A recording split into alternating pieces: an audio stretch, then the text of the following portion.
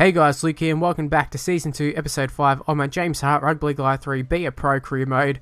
Now, in this episode, I'm going to be taking on the Sharks and the New Zealand Warriors. So, Sharks in here, as you can see, judging by the lineups and that sort of stuff at the start of the game, it said they were, a pretty shitty side. So, was expecting a victory, but I was also expecting a victory last episode. Also, one thing to mention there, went for a, fresh cut, went for the, pretty much shaved hair.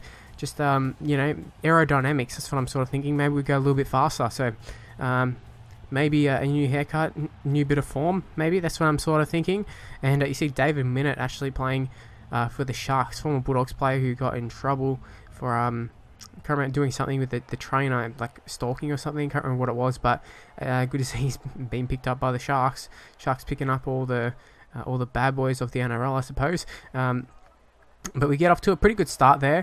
Our first involvement of the game was just a nice little draw and pass, putting them into a gap there. So a little bit more ball playing and just looking to get more involved in the game right here. Because I think, like I said in the previous episode, the key to winning these games is, the team doesn't really do too much unless you sort of do it yourself. And you see here, we're taking it into our own hands here.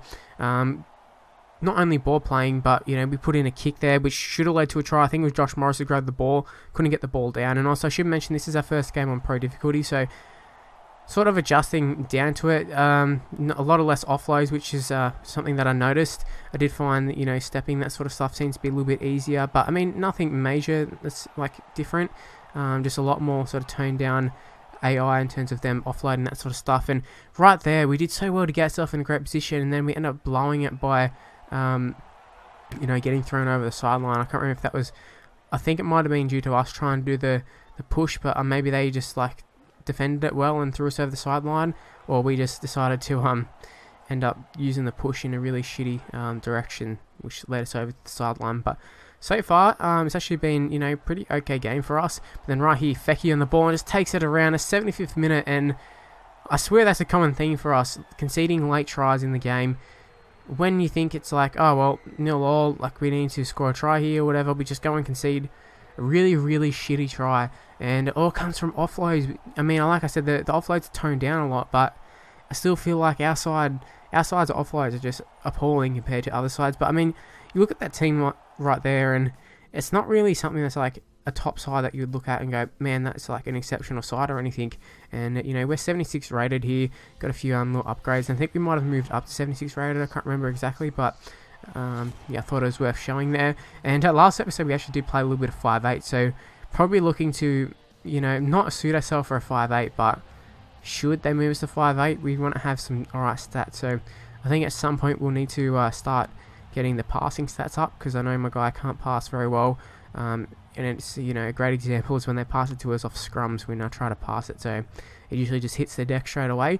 So I thought I should mention that. And obviously a loss against the Sharks, another loss for the season. Just a very poor season. Very reflective of our first under-20 season. Us individually coming up with a few good plays here and there. But overall the side not really doing too much. But we are on the receiving end of a few offloads there. And I thought that was great work, just backing up as a fullback. And that's what I like to do now. This game isn't the most realistic game, let's be honest here. And, there's a lot of shit that goes on that, it has to happen because, the game just isn't that good for Be a Pro at times. But, yeah, backing up isn't something that usually happens. They don't offload too much, but I want to be there for when it does happen. So that was really nice, and it felt a bit rewarding to, get that. Too bad we couldn't do something more of it. But right here, it's going to be a bit of a patch of tackles. So that's our second tackle in a row. And you'd think not going to have to make another tackle here, but they make a little bit of a break. There's an offload. Josh Reynolds just leaves it for some reason. And then number 9, Leacher, also leaves it. I think it's Leacher anyways. And we had to come up with a third tackle in a row. And I believe we went for a fourth, but we ended up missing it. And, they covered it up pretty quickly. But, a lot of tackles. And it's sort of just showing our progression in strength in, making tackles and all that sort of stuff. Because tackling has been a huge issue for us, whether it be 20s, even in our start to our first grade career. It's been a weakness of us, just getting pushed off tackles very, very easily. And even last episode with Greg Bird just palming us off. Now, there's no shame in Greg Bird losing it to Greg Bird, but I just thought I should mention it. Now, Tony Williams here, we've put him into space, and Sam Tompkins just rounds him up in 15, 20 metres. Hindsight, should have called for it, but I didn't want to be that greedy player who just calls for the pass when there's no need to. And I thought Tony Williams would have enough pace to get there. I know I know he's got alright pace for a forward according to this game, but I think all the stats are subjective to the position as well. So I'd say Sam Tompkins probably like rated way more than what he should be. So he's probably got blistering pace on here. Not that he does in real life, but the point being is some of the ratings are a little bit strange. Now Tony Williams, he had support with him on either side, including me, and I think maybe one of the Morris lads on the other side. And then right here, another late try.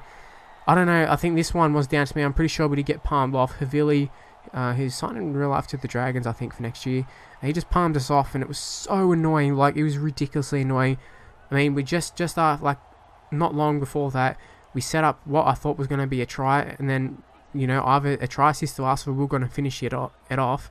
But, didn't call for it, and, you know, didn't want to be selfish, and I should have been. Now, right here, 80th minute, pretty much. We're throwing around a little bit. I'm not sure who ends up on the ball here, but he gets tackled. I'm not really sure why he didn't go for another pass, but I don't know. Maybe he just got, I'm not going to say white line fever because we're a long way out, but just decided to just go for it.